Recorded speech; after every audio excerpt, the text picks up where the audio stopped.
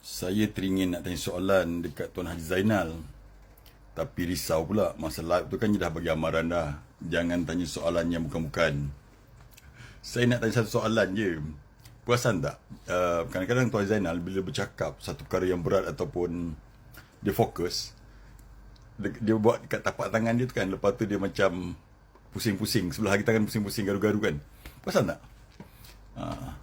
Kan tapak tangan dia tu sambil bercakap, tapak tangan dia tu sebelah tapak tangan lagi tu dia akan macam, bukan garu, dia dekat tapak tangan dia tu dia macam pusing, macam menulis ke apa, saya tak pasti. Saya nak tanya tu je. Tapi macam kau tanya live kan yalah, mengganggu konsentrasi dia tu kan. Betul lah tu dia cakap tu. So ada siapa-siapa yang tahu jawapan tak? Ataupun ada ataupun ada tahu siapa-siapa yang tahu jawapan, ataupun boleh bagi komen, ataupun tolong tanyakan dia masa kat live ni, ataupun dia dah ada jawapan dah bagi tahu dah.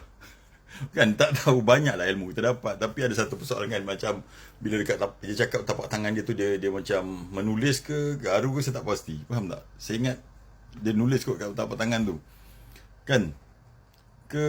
Itulah, sekadar nak tahu. Nak tanya Tuan Zainal tak berani lah, masa live apa semua tu.